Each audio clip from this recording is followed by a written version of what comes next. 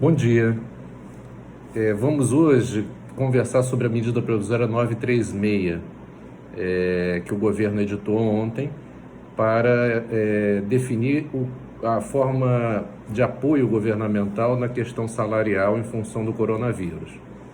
E os detalhes já foram divulgados, né, extensamente aí, apesar de que é complexo, mas esse vídeo tem como propósito colocar as nossas críticas em relação à forma com que o governo pretendeu colaborar para eventual melhoria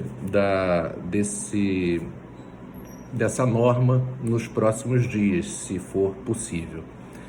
As críticas são diversas, né? Começando pela questão do início do apoio que o governo estaria dando, né? Porque o subsídio, né, através da figura do seguro-desemprego, tanto para a suspensão de contrato quanto para a redução, só foi concedido a partir da competência abril, ou seja, as empresas muito prejudicadas com a crise, por exemplo, os varejistas sem faturamento nenhum desde o dia 15 no Brasil inteiro, vão ter que pagar a folha integral de abril, agora no início, de março, no início de abril, sem nenhum apoio do governo.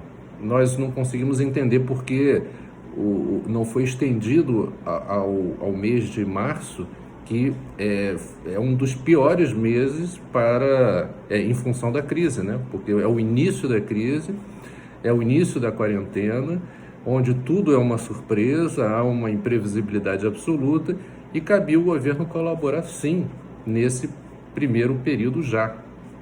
Então, essa é a primeira crítica. Outra questão importante é o seguinte: o governo inicialmente diz que vai colaborar, não vai esquecer ninguém da sociedade, mas parece que esqueceu de certa forma da classe média, porque o apoio que o governo propõe dar às empresas no que se refere a bancar a folha de pagamentos para evitar demissões, ele está se baseando numa figura que é o seguro-desemprego, cujo teto de contribuição, de apoio, no caso, seria de R$ 1.800. Para salários mais baixos, como um salário mínimo, 2, 3, até que esta contribuição do governo somada da empresa, se ela for faturar mais que 4.800, dá um percentual razoável dentro do que o funcionário está acostumado a receber. Agora, nos salários mais elevados de classe média, vamos dizer R$ 5.000, 10.000 ou até R$ 15.000 e tal, não há nenhum apoio do governo, a não ser pelo mesmo teto de R$ 1.800. Então, imagina um assalariado que ganha R$ 10.000 e trabalha numa empresa cujo faturamento é menor do que 4.800, ele vai receber apenas um seguro-desemprego de R$ 1.800 do governo.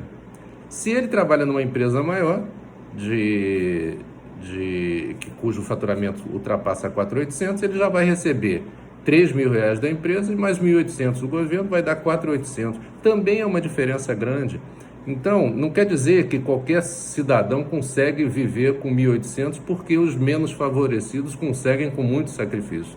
Porque cada um tem a sua forma de agir em relação às despesas, né? Mora num local cujo aluguel é mais elevado, a escola dos filhos é mais elevada, tem toda uma questão que é um pouco engessada, não dá para reduzir. E aí, o que vai acontecer? Quem vai pagar a conta no final vai ser o empresário, que já está com muita dificuldade, quer dizer, não está tendo o apoio do governo. Então, o que a gente propõe nesse caso?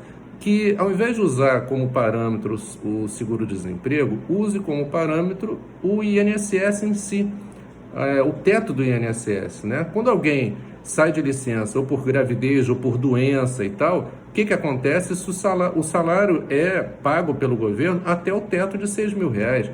Então, por que não utilizar esse teto de 6.000 para apoio na folha de pagamentos, proporcional no caso de redução, ou integral no caso de suspensão de contrato, ao invés dos 1.800? O governo não botou a mão no bolso na medida que é necessário para suportar essa situação. Está caindo nas costas do empresário. Aí o empresário ou não vai pagar, Quer dizer, vai ser forçado a demitir, o que é ruim para todo mundo, porque o sujeito perde o emprego, o empresário vai desembolsar uma indenização que ele nem tem condições, nem estava previsto, nem tem condições, ao invés de criar uma harmonia também para o assalariado classe média, né? Então, o INSS deveria ser, o teto deveria ser realmente o raciocínio de máximo apoio do governo nos salários. Outra questão, como fazer acordo coletivo para definir essa redução salarial ou a suspensão num período de quarentena, que é o que o governo está exigindo para salários acima de R$ 3.100. É quase que impossível. Então deveria haver a extensão do acordo individual para todos os assalariados. Outro assunto. O governo está, teoricamente, colaborando com até o teto do seguro-desemprego para casos de suspensão de contrato ou para casos de redução. Mas existe uma outra categoria muito importante, que são as empresas cujos funcionários podem trabalhar em casa full-time e ela tem condições de baixar o preço, por exemplo, dos serviços dela, para facilitar que as outras empresas prejudicadas continuem usufruindo daquele serviço que, dependendo dele, é muito importante para a continuidade dos negócios, preservando as empresas para o pós-crise.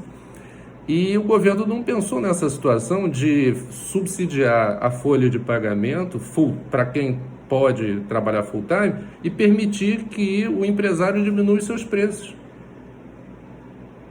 E é uma parcela significativa das empresas que poderiam se adequar e estão trabalhando nesse contexto. Só que como é que ela vai atender a todos na crise se ela não tem apoio na folha salarial?